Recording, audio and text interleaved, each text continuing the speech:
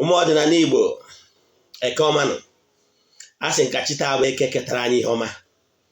Anyị ga-ejere obodo nara obodo onye chụwa anyị daa, onye fụrụ anyị lụta nwa nwụrụ anwụ n'ọzọ ga-anwụ. A sị m onye isi ha anyị ji wee nọrọ anyị n'ogbu onye a na ndụ, onye isi ha anyị ji wee dịrị anyị dịgbuo onye ahụ na ndụ. A sị na anyị ga-ejere obodo nara obodo. A sị m na ihe anyị mara anyị ama anyị n'ụbọchị ihe na-aga okporo ụzọ na ụkwụ anyị apụ anyị ama, onye echiche ihe ọ eme anyị ama onwe ya. A sị na akaka anyị ama anyị jijiji anyị ama ihe si ihe ọma dị n'elu ya dara anyị na ọdịnala ya pụoro anyị ome ka anya fụ ya. A sị m ebe anyị gboo n'ihu anyị egbute mma igbo n'azụ, egbute mma igbo n'aka nna, egbute mma gboo n'aka ebe, egbute mma ebe ọ na anyị gburu mma ya eso anyị. A sị m onye fụrụ anyị lụta nwa ya nwụrụ anwụ n'ọzọ ya anwụ. A sị m egbe ebere egwubere nkesa ibi ebe na egosi ebe ọ ya ebe, ọ bụrụ na o gosiri ebe ọ ya ebe, a sị m kwukwa ya ọhịa nkwu. A sị m ọfọtuwo ndị ajọ mmadụ a na-achụba ndị ilo. Aka bụkwa onye nke gị Eze-Ana Ugochi tubelu na oraifite. Abụ m onye isi nchụaja Ugochi tubelu Odinana temple. Anyị na-agba afa miri emi lụkwazị ọrụ mmụọ dị iche iche. Abụ m onye mgbasa ozi ọdịnala Igbo. My mission is to help people live better life. Ozi mbuni elu, ozi ekene, message of hope ka m jiri bịa. Agaghị m ọfọ n'ụtụtụ a n'isi ndị enyi m niile na-agọrọ ọfọ kwa ụbọchị na-awapụrụ mmụọ ji n'afa ha. Gọkwazi ọfọ n'isi ndị niile na-aga ọfọ for 21 days nkwụsị gọba. Ana m agwụkwa ọfọ n'isi ndị niile na-ha nnecha ihe onyonyo anyị ha tụsadị ya ndị ọzọ. A sị m na ọmaka ga-emere ụnụ. A sị m na unu ga-ejere eje wee bata. A sị m ndị nọ mba ofesi unu ga-ebute ike mmadụ 20 ihe m kwuru. Anyị ga-ejere obodo nara obodo gọkwazi ọfọ n'isi ndị niile na-aga ọfọ for 21 days nkwụsị gọba. Ndị niile na-echigata n'ọdịnala, a sị m ụnụ nnọọ n'ọdịnala bụ ụzọ ndụ. Abịakwa n'ụbọchị taa gụọ ọfọ n'isi ndị niile gara echigata n'ọdịnala ọfọ.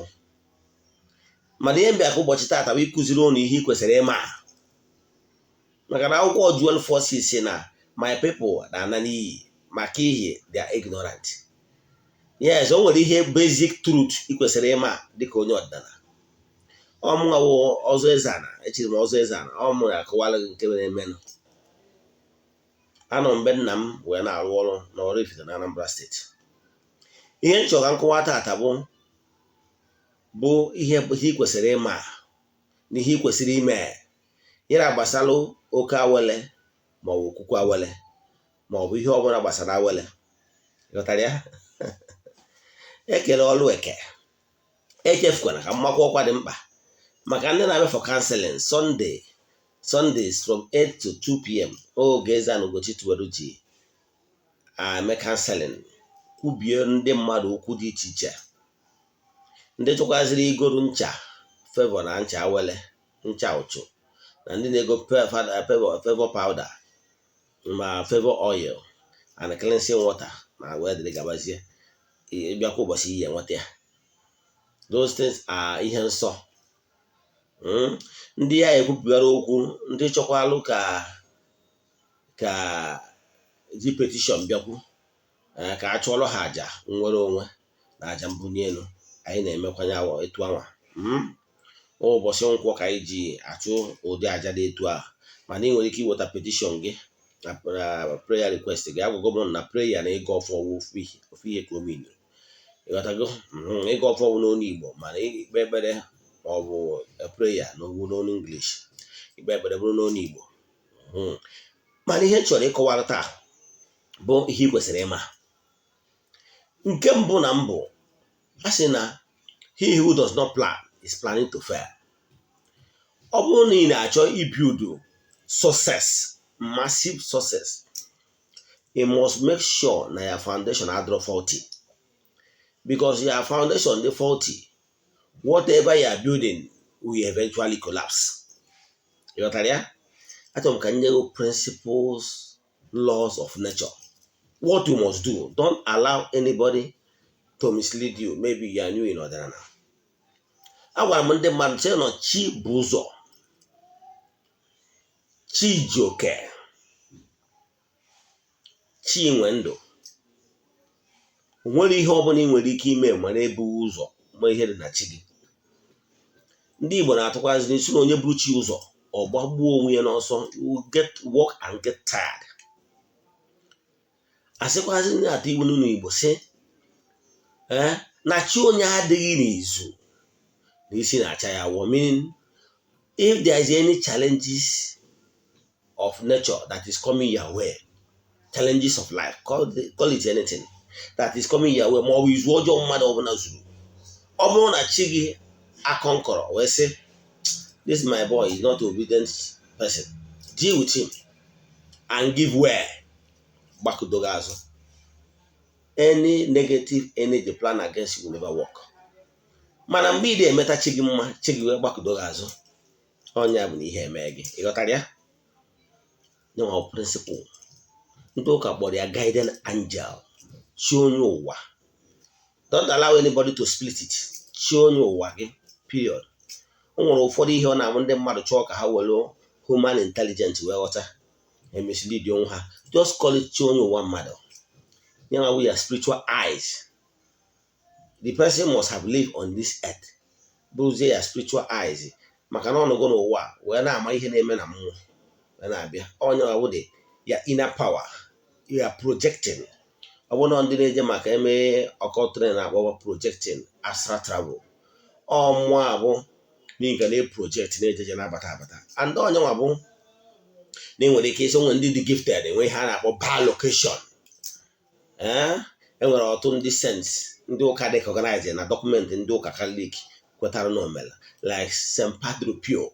I believe no nwere gift of stigmata, minus that no nwere ability ịnọ ihe a na-akpọ bilocation, being at multiple places at the same time.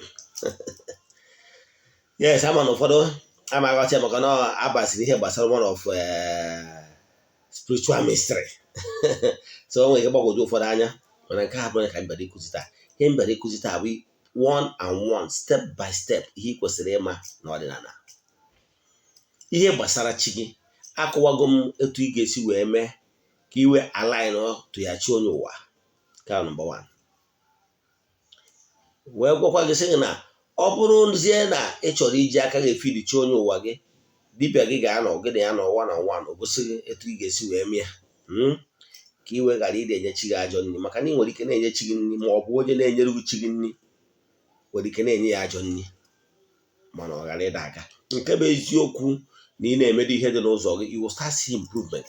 Agwakwa gị gwa gị sị gị na ọ bụrụ na ị so mmadụ for 6 months n'ọdịnala, you have not started seeing changes, change another mentor. Yes, very important. O nwere ike onye amara ihe ọ na-alụ mana na ọma narọrọ gị na ya. Ịghọtara ya? The system onye anwa ji alụ nwere ike ọ bụrụ ụdị dawal, enwero harmony with your own ezumezu. Now here is your motto. We feed the chi gị, feed your ancestors, their backbone. Now feed the arụsị be nne gị na arụsị be nna gị. Ọ bụrụ nke ị ga-epe visit to those deity, they feed ha because they are backbone. Ka ọ ga-abụ onwe mmụọ ọbụla mmadụ ji achụ gị, mana mmadụ mana mmụọ ikwu nne gị na mmụọ be nna gị ablọkụọ na onye abụ onye nke anyị. Ọ bụrụ na obodo ndị dịka ndị gafụsigoro arụsị be ha daizi na-emecha ọtọ n'ọdị iche iche, mana mmụọ bụ mmụọ, maka na ihe niile abụ anjel nke Chukwu na-ejere Chukwu na mmadụ ozi. Dị afọ enwezi ike obodo ụfọdụ eme ya abandon, ọ ka nọkwa ọlụ. Then o nwere ike ọwụzie n'ime ejewu ma ọ bụ na ịwụ pastọ na-arụ n'ụdị ụka, mana because of ihe mmadụ ga-ekwu chọrọ ka afụ gị ije n'ihu mmụọ be nna gị ma ọ bụ ikwu nne gị. Bịa na temple anyị na-anọ n'ihu mmụọ anyị kpọkwa ụmụ mmụọ ndị a wee chụọrọ ha aja. Ọ na-aga. And you that you don't do, you cannot do it, does not mean na onye ọzọ ama eme ọga, maka na ike dị na-akpọ na-akpọ. Ịghọtara ya? Ọ bụrụ na imesịa nke a, ine n'anya ma iwu onye nwere agwụ. Yes, onye agwụ na-enye nsogbu. weda ma ị chọziri ya ịrụ ya as dibia ma ọ bụ ị chọrọ ịrụ ya as onye nkịtị, but there must be a anchor a ga-eji kpọkọta agwụ gị na-echukwa ha, gị na ha enwe ọgbụgba ndụ, ihe ị chọrọ direction ịchọ ka ha si na-aga n'ụzọ ị ga-esi wee na-echukwa ha, weda ma ọ bụ building an altar, weda ma ị na-arụ n'ụka ma ị na-arụ n'ọdịnala. So ime ihe gbasara agwụ ka mana onwe ndị agwụ ha anaghị enye nsogbu. So for that ya lie low n'ihe gbasara nke anwa megoro ihe ndị ọzọ. Then emesi ihe gbasara agwụ, ịlụ ọlụ ịchọ mmụọ ya akụ mba mmụọ na-achụ ndị amoosu.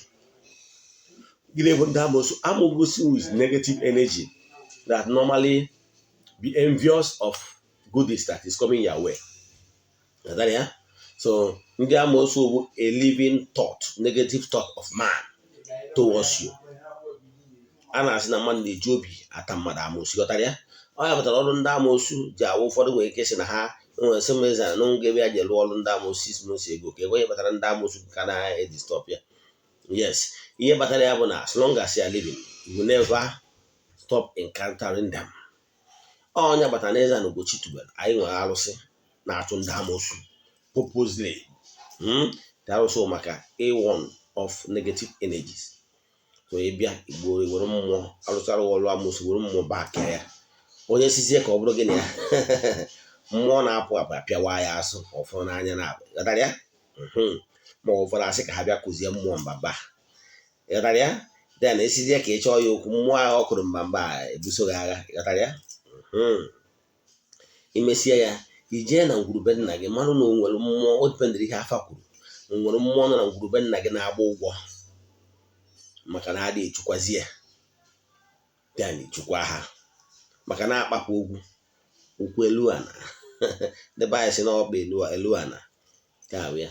Emesịa nke anwa enenere gị ma ngwurube nna gị ọ ngwuru ebe emebiri ihe ọdịnala, ma ebe emebiri ọfọ, ma ebe emegburu nwaanyị bịara ije di, ma ọ bụ ebe emere ọfụ ọtọnọ nka ma ọ bụ ọtọnọ nke ọzọ. Ihe a ga-eme ewu eme restitution, mee ihe kwesịrị ime. Dibịa maara anya ya tụ anyị si arụ ya nwere ka anyị si arụ ya, arụsịa ya align ọgwụ gị na the entities of powers, enwee chede mma, mpịawa aza kwụsị, maka na adịghị ka ibe dịka nsi kwube ọ na-agụ akwa, ghọtara ya? Emesiala gị nke a ya nene aja na be nna gị, ma a na-aja na be nna gị ọ na-ewere gị iwe, ha na-agba gị ụgwọ. Ọ bụrụ na aja na be nna gị adịrọ happy with you, echukwa ha chụọrọ ha aja.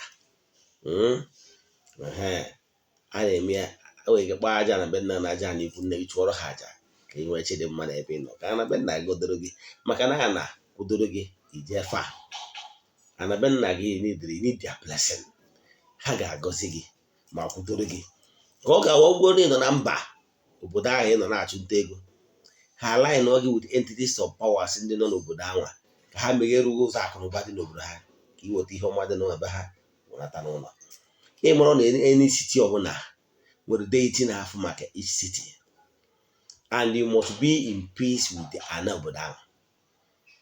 Onye batara na Ugochi tubelu na temple na-alụ ọrụ ịchụ aja na be nna gị na aja na ikwu nne gị aja, mma agbụkwa aja na obodo ahụ ị nọ, maka you need to be in peace with them, ka ha wee gị na ha nwee harmony, ka ha meghere gị akụnụba dị n'obodo ha, ka iwe nata n'ụlọ. Ịdọta ọzọ onwe ndị na-asị na ha na mgbe ya na obodo dị etu a na ọ dị agara ya, ma ya chenji ya nada obodo ọ gabarịa, ghọtara ya? Mmụọ nọ n'obodo ahụ must be in harmony with you, ghọtara? Ka emeghere ihe akụnụba dị n'obodo ahụ ka iwe nata n'ụlọ, ghọtara ya? Dada ọ na-emesiara nke a enene ma ị bụ onye mmiri, ma ọ na-enwe spiritual spouse, ma ọ bụ weda ọ bụrụ mmadụ niile bụ ndị mmiri. O nwere ndị nwere link with other forces of nature. O nwere ndị their nature is more aligned to the air, nwee ndị nke ha dị more aligned to the water, nwee ndị nke ha dị more aligned to ana, and so on and so forth. So all these forces of nature, when ha dị aligned to align ogi, bring their peace and harmony, between you and your elements.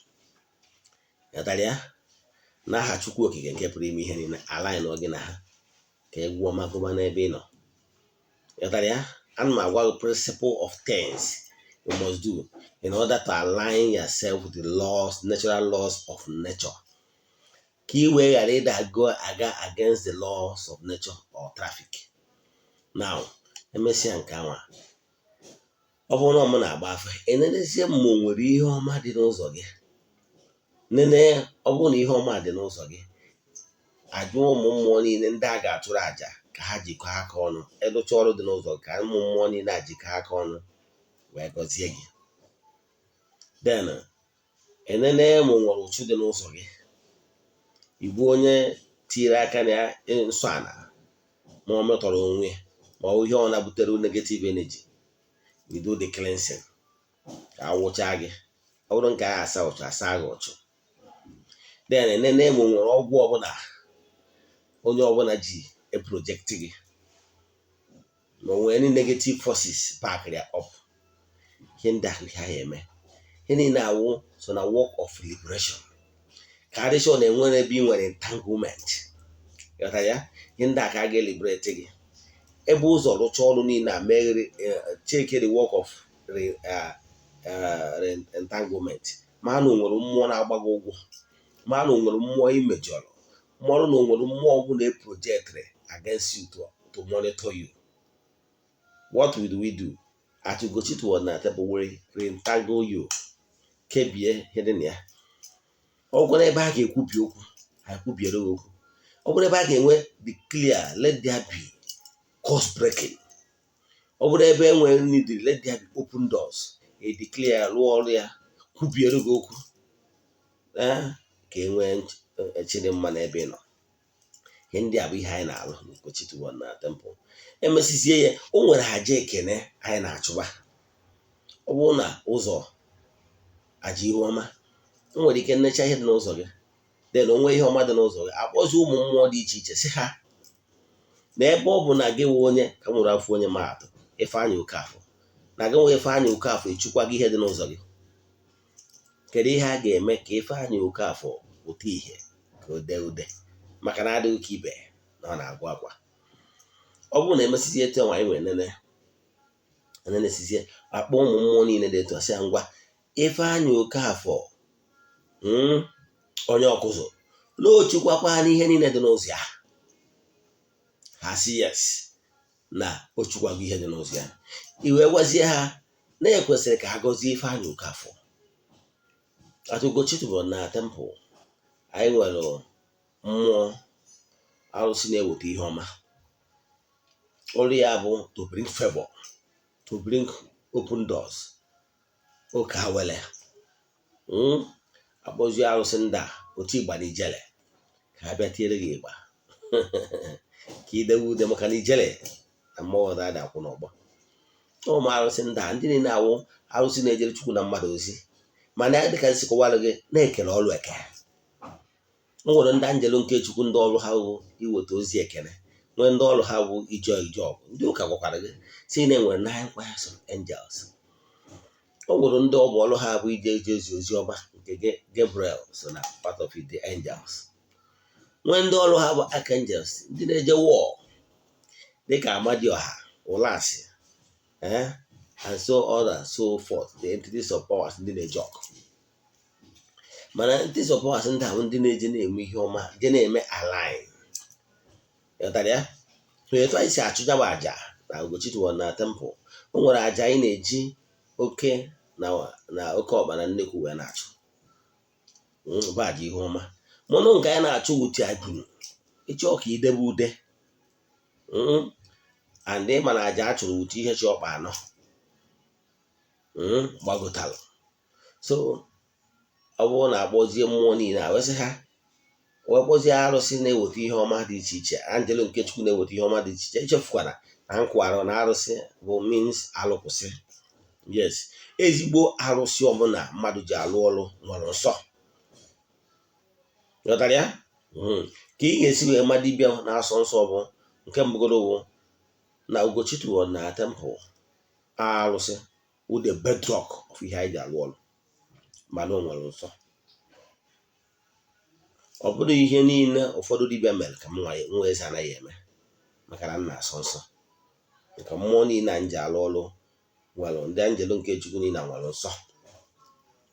So ihe ga-eme ewu, ọ bụrụ na emechaa ya ya kpọzie ha ụmụ mmụọ niile, ma chi onye ụwa gị, ma ya ancestors, mmụọ niile, ezumezu mmụọ niile ndị na-emere gị ihe, ndị na-atụghị anya ekele n'aka, na mmụọ niile na-eso gị, akpọ ha niile si ya na Ifeanyị Okafọ onye ọkụzụ, leze ụmụ enwe ọkụzụ, edizavụgo na ha ga-agọziriri ya n'aha Chukwu okike nke pụrụ ime ihe niile. Ndị a niile anjelu nke Chukwu na-ejere Chukwu na mmadụ ozi. Akpọzie ihe a ga-eme ewu, gwa ha na a ga-achụrụ ha aja mbunielu, na a ga-achụrụ ha aja ebulu, ka ha na-ede ude, kwụrụ nwa na-ede ude. Mesizie akpọ ha chụọrọ ha aja ebulu ka e wee chịrị mma. E nwekwara aja dị iche iche anyị na-achụ. O nwere aja anyị na-achụ a na-akpọ aja Oke Awele. Anyị nwere arụsị na-eweta ihe ọma, Oke Awele. Ihe ọ na-eme bụ na ewe aja, anyị ma alụrụ ya mmadụ ụdị ọrụ ndị a ma ibu ụzọ rụọ ọrụ dị n'ụzọ ya. You know why? Because ọ bụrụ ọgwụ agwọrọ agwọ. Ihe anyị na-eme bụ ịchụkwacha mmụọ niile, ezumezu mmụọ niile so gị, anyị wee jekwuzie Oke Awele. Oke arụsị mmụọ na-apụ apụ, si ya na Ifeanyị Okafọ onye ụmụ enwe na ọkụzụ, example na Anambra State, na o chukwakwara ihe niile dị n'ụzọ ya, n'ọrụcha n'ọrụ niile dị n'ụzọ ya, dị afọ na okwesịrị na a ga-agọzi ya, na anyị ebunye ya ike. Ọ bụrụ onye nọ mba ofesi, na ọ ga-ebute ike mmadụ 20 na Chidimma ya adịbara ya. Ọ bụrụ onye na-azụ ahịa, na ọ ga-ebido lebe ahịa na shọp ya ga na-ekwo, Ifeọma ga na-emeri ya. Ekwubizi okwu, wee kpọọ ha wesị ha na-ayị na ụmụ mmụọ niile anwasu elu, ma chi onye ụwa ya, ma mmụọ niile su elu, na a ga-egburu ha niile egburu taa, ka ha nwa na-ede ude, ka anya gbuo Ifeanyị Okafọ onye ụmụ enwe na ọkụzụ wedekwu ude. Ịghọtara ya? So etu a ka anyị si emeziwo those entities of powers a na-eweta ihe ọma. Nyawa ka ọ dịzi ọrụ ya align with all the mmụọ niile ndị ọzọ na-eso onye ahụ, wee sị ya ka ha jikọọ ha aka ọnụ ka ukwu azịza wee gọzie Ifeanyị Okafọ onye ụmụ enwe na ọkụzụ. Nke bụ eziokwu na emesịa ya etu ọ na-aga very fast. Ọnya ka anyị kpọrọ Oke Awele, maka na anyị ga-ebu ụzọ chụkwa ụmụ mmụọ dị iche iche around the person. Anyị chụkwazi ha niile wee kpọzie ha niile round table, gwa ha na a ga-egburu ha niile egburu, ka ha ji gọzie aka wee gọzie nwa amadi. Arụsị na-eme ọ bụrụ ọgwụ agwọrọ agwọ wuti egwọrọ ọgwụ with special pot. Ọ bụ sọsọ gị nwa nwere ọgbụgba ndụ wutinyawo ọgwụ. Anọsọ gị nwa ga na-echukwe, anọ nwere ihe ị ga na-ewetara ya every month. Nke a wụ special pot ọgwụ agwọrọ agwọ made for you. Mana nke ya nwere ihe ọbụla emere for you. Arụsị ka a kpọrọ na-akpọzi ụmụ mmụọ niile, jikọta ha ọnụ wee gbuoro ha anụ, tụọrọ ha aja ka ha gọzie gị. Nke bụ eziokwu na a ga-agọzi gị na-ede ude. Then weda mgbe ọ na-asọziri gị, mebiri ihe ọma mere gị na biznes wụ ndị nwere ego na ya, ọkwụ ọgwụ ụgwọ ihe ọma mebere gị, efu ego n'anya na abụ, iji ahịa bata isi na mmụọ a na-emere gị ihe na orizi abụgo ka egbuori ebu. Ise ndị ego ebu na egbuori ebu. Ọ bụrụ na ị nọ nso ebe ọgwa na ị nọ nso, egbuori ebu na ebido ihe niile na-asị ndị ara gị mee saraka. Na Eze-Ana Ugochi tụrụ oraifite, ndị mmadụ amadugo na every day anyị na-eme saraka. Eze-Ana Ugochi gwere oraifite wụrụ ya ịgbada ụzọ ịbịa ya n'ebe ahụ. O nwere ụbọchị ịbịara ime aṅụ biya ma ọ ṅụọ malt ma ọ bụ ṅụọ ụdị mmanya of your choice, ọsọ anụ oriri gaa nị na ya. Ịghọtara ya? Ọ saraka ka anyị na-eme ka o wee leluo na nkwụ. Ịghọtara ya? Then ọhịa ka anyị ekpere gị emesizie ya. Ọgwanụ na ịchọrọ ka anyị lụọ ọlụ weda ma akpọrọ ya Okuku Awele ma ọ bụ Oke Awele, they all just mean the same thing. Ịghọtara ya? Then Oke Awele a wee alụcha ya, akpọ arụsị ya na-eweta Oke Awele, si ya biko ha gọzie onye a, ihe ọbụla ọ na-eme n'ebe ọbụla ọ na-eme, kpọkwuo mmụọ nọ n'ala obodo ahụ obezi si ha bịa soro, maka na aja kpọkuo entities of powers, the mystics, the elemental beings, the entities of powers from east to west, north and south. Ha bịa soro uri aja ka anyị na-ejikọ aka ọnụ wee bunye Ifeanyị Okafọ onye ụmụenwe na ọkụzụ. Ghọtara ya? Then ọ bụrụ onye rụchaziri ọrụ ya chọzie ka o nwee Okuku Awele. Etu anyị si arụ ya na Eze-Ana Ugochi tubelu bụ ịlụcha ọrụ niile dị n'ụzọ chọzie ka a kọọ ụmụ ezumezu mmụọ niile a na-ewetara gị ihe ọma, ka a kọọ ha n'okuku, then ka ị na-achụrụ ya aja, then ị mara na ọ bụ ka a nkọzie n'okuku, ị na-eburu ya ebunu, oli ebunu. Ihe mkpata na Ugochi tubelu na tempụl, ihe anyị ga-eji ebunu alụ ọrụ na ebunu ga-eme ka ide ude, mekwazie ka ọdịnala mmụọ niile gị na ha na-eso dee ude. Echefukwara na ebunu bụ anụmanụ karịrị anụmanụ. Ofu ebunu karịrị ọkụkọ 20. Ghọtara ya? Onye agbata na mgbe Abraham chekọtara ihe ọ ga-emere Chukwu nke pụrụ ime ihe niile, ọ dị ya ka ya were nwa ya Isaac wee jee chụọ ya aja, ma Chukwu si ya mba, ya emerụkwara nwa ahụ, ya were ebunu. Gosi na ebunu na-ede ude. Ghọtara ya? Ọlụ ọbụla siri ike ebunu ga-eji arụ ya. Nkọziere gị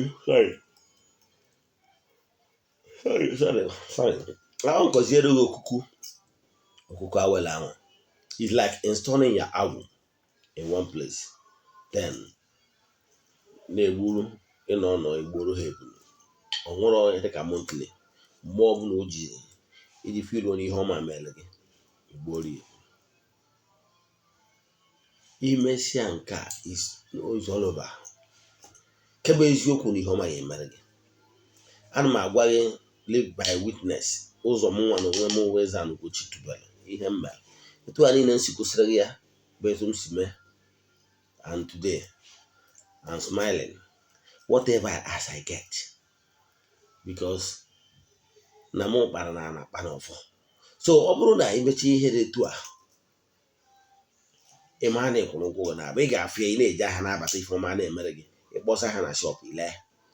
Onwe ihe dị gị mkpa, ịyọ. Echefukwana mgbe ị na-eme ihe ndị a, ma mgbe a na-alụ ọrụ niile ndị a, ịda aga ọfụ for 21 days. Nke bụ eziokwu na ọtụtụ ndị mmadụ na-enye testimony because of fans si gọba for 21 days. Ọ bụrụ na agụsị ihe ndị a na nwere ego na-agbachara gị afọ na nwere ego, gọwakwa ọfụ for 21 days ka ịfụ ego, ka ịfụ favor n'anya gị na-abụ. Mana ihe na-eme ọtụtụ ndị mmadụ lazy. You want to be great, mana to create our time 5-10 minutes in 24 hours.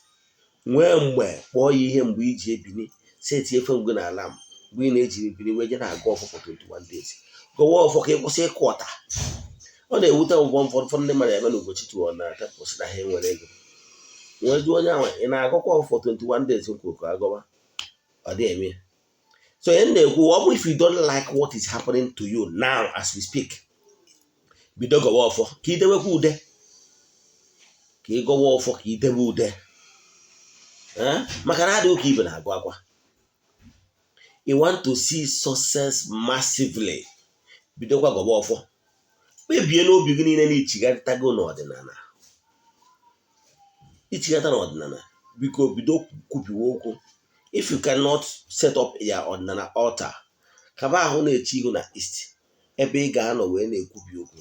Ikwubicha okwu, ọ bụrụ na ị nwere afọ powder, fọpịa n'ikuku, ka ị wee dunye entities of powers, the early being, dị na-eje ozi n'ikuku, ka ha bụrụ ya bụ ya request jebe n'ebe ndị niile kwesịrị ịnụ okwu gị ma mee ya. Akụchi n'ọta. Okay, not your choice, because you refuse to do the needful in order to succeed massively. Onwere onye ọbụla na-eme ihe kwuru si mebe ike na-agwụ. Bido gọwakwa ọfụ for 21 days. Ọ bụrụ na ibido gọwa ọfụ for 21 days, if you need my support, I will support you, I will back you up. Bido gọwakwa ọfụ ka ịpụta ihe, maka na adị ụka ibe nọ na-agụ akwa. Ọgwụkwa ndị nọ anywhere na Nigeria, mana ị ga-abịawu na oraifite na Ugochi tubelu na temple ka m kwubiere okwu ka ịpụta ihe. Echefukwa na Ugochi tubelu na temple ọ bụrụ na alụsịa the new living house of Eze-Ana Ugochi tubelu, anyị ga-enwe ebe enwetago dị ozi ebe anyị ga-alụ like angel field, ebe ndị mmadụ ga-eje ụka ọ sọrọ gị si na ya ije na angel field jee yọọ ayịyọ, ịyọcha ayịyọ itinye ya petition na ebo ịnabara onwe gị. I will always come there every morning wee kwubie okwu n'isi petition niile ndị mmadụ drọpụ na ya angel field. N'aha Chukwu okike nke pụrụ ime ihe niile, let there be open doors, let there be breakthrough, let there be course breaking. Maka na adị ụka ibe na-agụ akwa ekwu na Ugochi tubelu na temple onye ọbụla anyị lụrụ ọrụ weda ma ị bịara abịa ma ị nọ na ana mmadụ wee sị ndị ya ka anyị lụọ ọrụ wee ọrụ anyị lụchara n'ọrụ tie ọfọ n'ala. N'aha Chukwu okike nke pụrụ ime ihe niile, ka ihe ọbụla gba ọchịchị obi gị bịara mmezu. Ịnwekwara ike ịkọntaktị m ka m bakia up, ka m were aja dịka onye isi nchụaja wee bakia whatever ya biznes ihe na-eme wee na-emeta ego up ka ị wepụta ihe. Mana akụzi n'ọta, I can tell you whatever that is happening in your life today is as a choice or because of ignorance, because you don't know the principles that governs the universe and how to apply it. Apply it and change your stories. Ka egwu ọma bido gụba na ndụ gị. I was once there, suffering and smiling. Chill, I discover how to come back to my roots, n'ọdịnala. And as I discover how to be successful massively by coming back to your root, do the needful, follow this principle I just laid down on this message. Bido na chi, maka na ọchị bụ ụzọ, down to imezu ihe niile dị n'ụzọ gị ka Awele wee so gị. Ọ bụrụ na ị nwere ego, lụtakwa na-agụ ọfọ for 21 days m kwuru ka a na-agụ, nwee specific time ị ga-eji na-eme ya. Ọ bụkwa na iwu onye tiri tọtọ na ị chọrọ everything to happen fast, ị ga-agọgbu ọfọ even 1 week, even 1 day, ka ngwa ka ị ga-esi mee. Ị nwere ike ịgụ ọfọ for 7 hours in a day or even 9 hours, depend on how fast you are. Nke mbụ, ka nkụwadị etu ọdụ ị ga-eke isi wee bụrụ onye na-enwe ohere. Ị nwere ike decide from 6 a.m. in the morning to 12. Ihe nọwụ dedicated and tense ịga ọfọ, or call it prayers. Every 1 hour you face east or go to your altar ka ị kwubie okwu n'isi gị. Every 6 o'clock you je, after 6 o'clock you go off. Nke a ị nwere ike ọ bụrụ na ị nwere candle, ije na ya altar ịmụnye ya candle by 6 a.m. Every 6 je go ọfọ, gosi ọfọ by 6 ịpọje mebe ihe ị na-eme. Ọkụkwa 7 ịbịakwa ọkụ ọfọ, ịkwaje mebe ihe ị na-eme. Ọkụọ 8 ịbịa, ọkụọ 9 ịbịa. Every 1 hour. Ọ bụrụ na decide na you end there by 2 o'clock, after 2 o'clock you end there ya ịga ọfọ. 10 inwezie nri mgbe anwa irie nri. Ma this particular time eji ekwubi okwu, try this method. Echefukwara inwe petition idel for this. Imesia ya ka ịfụ ka things bido change when n'ebe nọ. It has worked for many and it will work for you as long as you are with sincere heart. Need to go back to your root. Echefukwara, ọ bụrụ na ịbụ onye arụ ọbụla ọrụ mmụọ n'ụzọ gị na ihe gbochiri gị ka onye ị ga-ebite ebe si narịrị, ji egote akwa ọkụkọ Igbo. Ihe nọ na vidio ebe m kọwara etu a ga-esi ji akwa wee zee iwe, were akwa wee zee iwe, izechi iwe, bido gowa ọfọ for 21 days. Ọ bụ 21 days tere ya aka, bido gowa nke a m kwuru ka a na-agọ a day, bido from 6 maybe to 3 o'clock. After that, mechie. Do it to the next day and the next, and watch out and see how you blessed. Maka mbunye enu na ikwubiri okwu, you can send message to my WhatsApp. Ọgwa nne nọ nso, ị gbarata na Anambra sịrị ka ị bịa sị okwu na ya bụ temple, maka na m kwubiri okwu si na onye ọbụla sọrọ okwu na ya bụ temple, ma ọ bụ onye ọbụla anyị rụrụ ọrụ na okwu onye ahụ ji bịa ya aka nke o ji wee na mma. Ise ọ bụrụ na maka ndị na obodo oyibo ma ọ bụ ndị agha abịawu n'ebe tara aka, arụchara anyị na-ekwubi okwu n'isi ndị niile anọrọ nso mana uche ha dị ya. Maka na ọ bụrụ na mmadụ anọrọ nso mana o sendịrị ego si lụọ ọrụ ya ọrụ, ihe ọ pụtara na uche ya dị ya. Anyị na-ekwubi okwu si na mgbe ọbụla arụchara onye ahụ ọrụ na ọnọdụ onye ahụ ga-akarịrị mma. Si aka m bụkwa onye nke gị, echiri m ọzọ Eze-Ana Ugochi tubelu na oraifite. Inwe ajụjụ ị ga-ajụ m, sendịrụ meseji 08057837672. Eze-Ana Ugochi tubelu bụ aha m. Ekwubie m okwu n'isi gị onye na-ege vidiyo. Let there be cause breaking, let there be open doors. Those negativity and negative energy around you, let them be losing n'aha Chukwu okike nke pụrụ ime ihe niile. Ise agazienụ.